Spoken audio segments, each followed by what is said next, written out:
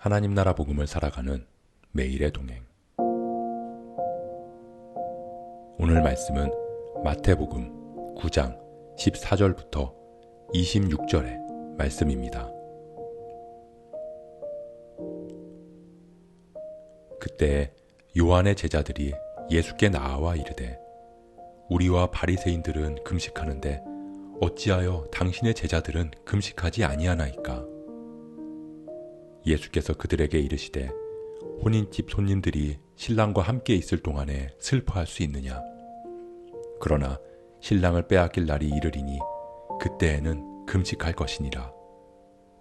생배 조각을 낡은 옷에 붙이는 자가 없나니 이는 기운 것이 그 옷을 당기어 헤어짐이 더하게 됨이요. 새 포도주를 낡은 가죽 부대에 넣지 아니하나니 그렇게 하면 부대가 터져 포도주도 쏟아지고 부대도 버리게 됨이라.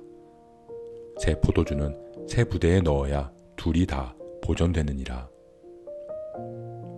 예수께서 이 말씀을 하실 때에 한 관리가 와서 절하며 이르되 내 딸이 방금 죽었사오나 오셔서 그 몸에 손을 얹어 주소서.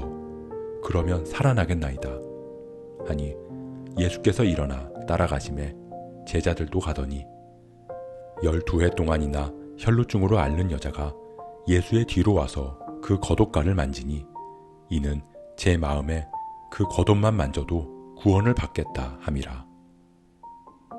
예수께서 돌이켜 그를 보시며 이르시되 딸아 안심하라. 내 믿음이 너를 구원하였다 하시니 여자가 그 즉시 구원을 받으니라. 예수께서 그 관리의 집에 가사 피리 부는 자들과 떠드는 무리를 보시고 이르시되 물러가라. 이 소녀가 죽은 것이 아니라 잔다 하시니 그들이 비웃더라. 무리를 내보낸 후에 예수께서 들어가사 소녀의 손을 잡으심에 일어나는지라. 그 소문이 그 온 땅에 퍼지더라. 믿음은 하나님으로부터 시작되어야 함을 말씀하신 예수님. 그때 요한의 제자들이 예수님 앞에 나아옵니다. 그리고 예수님께 묻습니다. 우리와 바리새인들은 금식하는데 왜 당신의 제자들은 금식하지 않습니까? 요한은 예수님에게 내가 당신의 신발끈을 풀기도 감당하지 못하겠다고 말했던 구약의 마지막 선지자입니다. 그러니까 요한의 제자들은 나름대로 믿음에 대해 배운 사람들입니다. 그런 그들의 질문에 예수님은 말씀하십니다. 생배 조각을 낡은 옷에 붙이는 자가 없고 새 포도주를 낡은 가죽 부대에 넣는 사람이 어디 있느냐? 옷은 몸을 위한 것이고 가죽 부대는 포도주를 위한 것입니다. 그러니까 몸이 중요하고 포도주가 중요한 것이지 옷이나 가죽 부대가 중요한 것이 아니라는 것입니다. 몸이 본질이고 포도주가 본질입니다. 우리 믿음의 본질은 무엇일까요? 우리가 하나님과 동행하는 것이 우리 믿음의 본질입니다. 그 본질을 담는 우리 믿음의 행위는 비본질적인 것입니다. 우리가 교회에서 봉사를 하고 구제를 하고 교회 활동을 하는 것은 우리 믿음을 담는 가죽 부대와 같습니다. 그런데 비본질적인 것에 본질이 담기다 보면 비본질적인 것이 본질처럼 보일 때가 있습니다. 그 안에 담긴 내용물을 겉의 포장으로 판단하게 되는 것처럼 말입니다. 기도와 구제와 금식은 믿음을 표현하는 수단이었습니다. 하지만 그 행위 자체가 믿음이 되어버렸던 것입니다. 우리 믿음의 본질은 주님과 동행하는 것입니다. 주님과 동행하고 주님의 뜻대로 살아간다면 믿음을 표현하는 행위 자체로 누군가의 믿음을 판단해서는 안 될 것입니다. 얼마나 많은 예배를 나오는지, 소그룹 모임을 참여하는지 안 하는지, 교회 봉사를 하는지 안 하는지로 그 사람의 믿음을 판단할 수 없다는 것입니다. 그때 한 관리가 예수님께로 나아옵니다. 마가복음과 누가복음에서는 그 관리를 회당장 야이로라고 기록하고 있습니다. 당시 회당장은 회당과 성경을 관리하고 예배를 주관하는 사람이었습니다. 그러니까 회당장 역시 나름대로 믿음에 대해 배운 사람입니다. 그는 자신의 딸을 살려달라고 예수님께 간구합니다. 평행본문에서는 그 딸이 죽어가고 있다고 기록하고 있습니다. 너무나 긴박하고 다급했을 것입니다. 그런데 그때 12해 동안 혈루증을 앓는 여인이 예수님의 겉옷을 만지는 사건이 생겼습니다. 속히 가서 죽어가는 딸을 살려주셔야 하는데 갑자기 끼어든 여인으로 인해서 시간은 지체되고 마음은 더 조급해졌을 것입니다.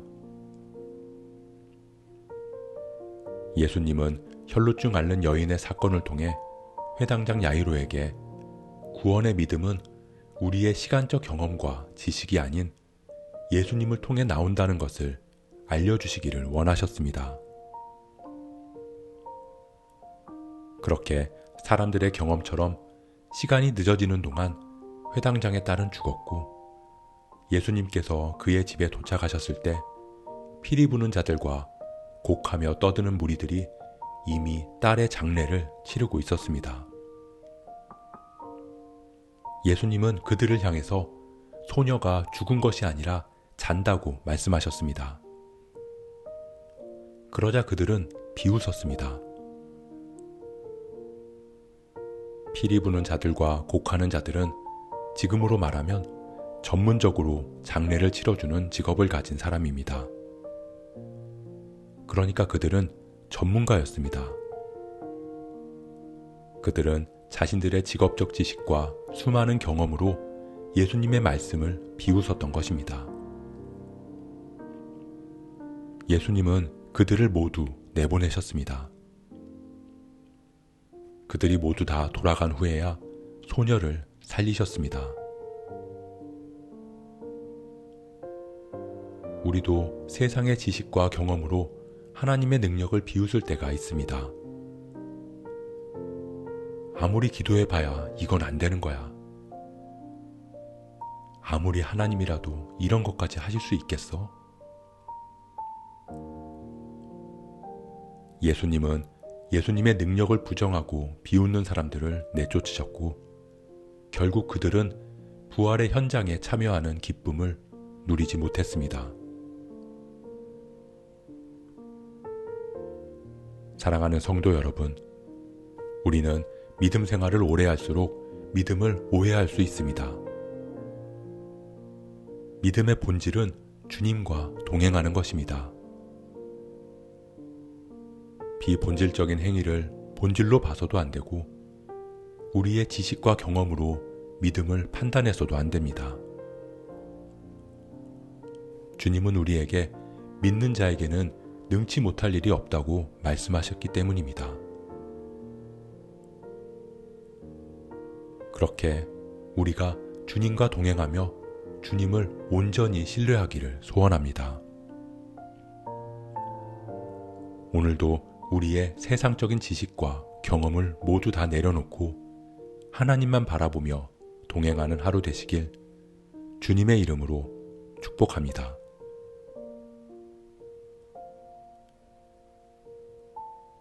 오늘 말씀 묵상하면서 기도함으로 마음에 새기겠습니다.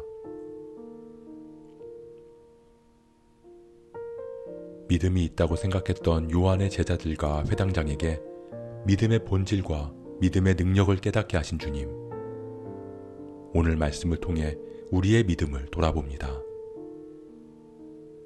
우리가 믿음의 본질만을 붙잡게 하시고 우리의 얕은 세상적 지식과 경험으로 주님의 능력을 제한하지 않게 하옵소서. 그렇게 주님과 늘 동행하는 우리의 삶이 되게 하옵소서. 이 모든 말씀, 믿음의 본질이신 예수 그리스도의 이름으로 기도합니다.